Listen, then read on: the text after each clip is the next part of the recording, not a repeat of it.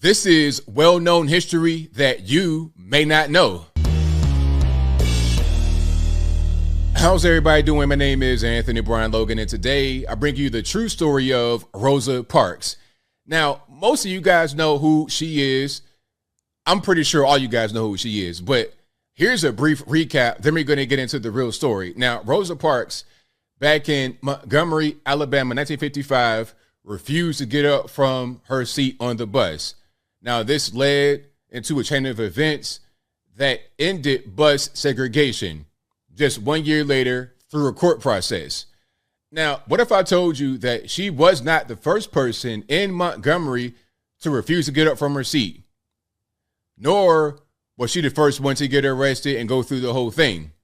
But she was chosen to be the face of that particular piece of the civil rights movement by the NAACP. This was something that was planned. She was a plant, essentially. And she had been with the NAACP for a long time, since the 40s. So about 10 years prior, she joined the organization and had been involved with several high-profile civil rights protests and marches and things of that nature up until 1955, where she became famous for the whole bus thing. Now, there was a person before her by the name of Claudette Colvin. She was 15 years old, and she also did not want to get up from her seat. Now, there's an interview with Claudette Colvin's friend, and I'm going to post the whole thing in the description box. So I'm going to play you a clip right here, okay? Here's the caption from this video. A 91-year-old black woman from Montgomery, Alabama, claims her friend Claudette was the first person to refuse to give up her seat on the bus. The NAACP picked Rosa Parks to lead the movement because she was light-skinned and Claudette was dark. Now, what she said here is true, but there's more. Let's go ahead and roll this clip. Then we're going to get into a lot more information. They didn't recognize her as being the first person that was Rosa Parks. She got it. She was working down there with some black people at the NAACP or something. And they got her, I guess they just got together and got her to do, and I always say they did because she was real light. Yeah, I still will say that. Now, shout out to Comedy Hype. Shout out Comedy Hype, fair use. You guys do great work over there. Please do not copyright me. But you hear what she's saying so far. It's like, look, my friend she already did it before, but she was real dark-skinned, and they picked her, meaning the NAACP. She said that you heard her. The NAACP picked Rosa because she was really, really light-skinned, lighter than her. She's a pretty fair-skinned woman, but Rosa Parks was very light-skinned. What she's saying is correct. Claudette was dark-skinned. Yeah. This lady was lighter than me. Because that was the conversation that I was seeing, was that they felt that Rosa Parks was like a better image for a better person for the job. So they could push this. And push it on. This was the NAACP putting this together? Yes. That is a correct statement.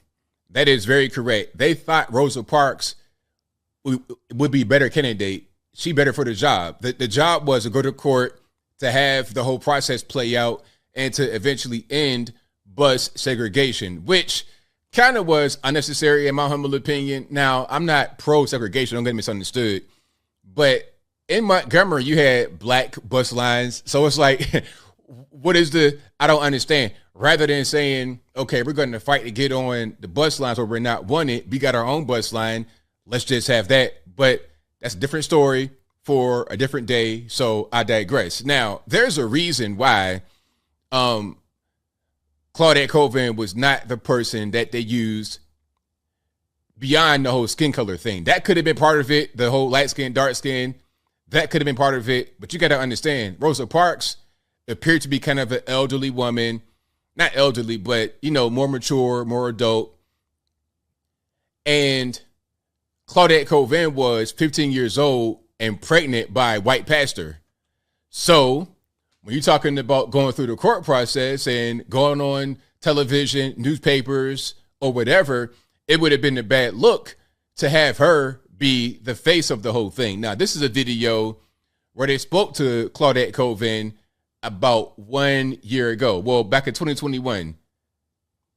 Well, she may not be well known, but 82-year-old Claudette Colvin is an important part of U.S. history. 66 years ago, she was arrested in segregated Alabama for refusing to give up her seat on a bus to a white woman. That incident happened 9 months before Rosa Parks. David Begnaud sat down with Colvin and spoke to her about a new development in her story. Needing assistance now. It's very nice to meet you. So that's her right there, of course, back in 2021. And this was her back then. So, again, she was 15 years old, pregnant by a white pastor, an adult male, obviously. So that would have been all bad for the movement. The whole dark skin, light skin thing, that could have been part of it, because I'm sure there were other women that could have done what Rosa Parks did who were involved with the NAACP. But you got to get the perfect image. We got to get the perfect person to do this. So the whole point of me doing this video was to highlight that recent interview from Claudette Colvin's friend that was on Comedy Hype, which kind of is going around. People are like, oh, that really happened? Yeah, that really happened. You know, I covered this particular story on my live stream, and a lot of the audience was kind of surprised. Like, really? A lot of you guys are surprised. Like, that happened? Like, yeah, that really happened. That really did happen. This was something that was not organic at all. A lot of the civil rights movement, a lot of things you see are not organic. And I'm not trying to say this is the equivalent of Black Lives Matter, although in many respects it kind of is. Speaking about the violence and whatnot, if you go back to Martin Luther King's day, he was not very liked by a lot of people, because when he died, it was the equivalent of Black Lives Matter. You know, when he was doing the whole civil rights movement in March, a lot of times he would kind of inspire the riots and whatnot that happened across the country. Different story. I digress. The point is that BLM now, the things that they do, the riots and the non-organic nature of it, a lot of that came from back then. The NAACP, they were involved with it. They did certain things for a particular reason. So if you think that Rosa Parks just happened to not want to get up, because that's how it was taught to us in school. That's why a lot of guys and girls were like kind of surprised, because they were probably told when they were a little kid in K through 12 that Rosa Parks just didn't want to get up one day, and that became a whole big kerfuffle, and it wound up going to court, and as a result, there was no more bus segregation. That's not what happened. This was a plan by the NAACP. They probably had lawyers and everybody to go to court. They used a very specific person to bring this case forward, because you got the whole world looking, the whole country looking at what's happening with civil rights movement. Now, if you got this kind of 40-year-old something lady working, going hard every day, and she's the face of it, it looks good for you. But you got this 15-year-old black pregnant girl with a white pastor that is probably in his 40s or something like that. Now we got a problem. Now we got a big problem. So again, not organic, all planned. Some say, hey, it was a good result. Some say the result was kind of counterproductive. But regardless of what, I think it's important to understand the reality of history around us, so we don't get the wrong impression, so we don't go around believing things that are not true. But I think I'll leave that right there for now. And what say you? Was this a brand new story? Did you know about this? Are you learning something new for the first time, or was it old news? There are quite a bit of things that we may think happened one way, but happened a different way. Okay, MLK is a prime example. This guy was a communist, socialist, whoremonger, all that. You know, he had a lot of flaws. Now, people praise him now because of his legacy and the way it's taught to you in K through 12, but we don't really get the full picture. And my thing is not to attack people that have died, civil rights icons. It's like, let's get the full picture. Okay, same thing, Malcolm X. Let's talk about how, let's talk about Detroit Red and the gay for play allegations. Let's talk about that. And also talk about the good things. Let's get the full picture. Just because somebody may have done good things does not mean we just ignore the past. You know, they have no problem doing that when it comes to former presidents. You know, George Washington, one of the best men ever in American history, also slave owner. Do we cancel him for the slave owner part? Do we do that? Or do we just say, you know what?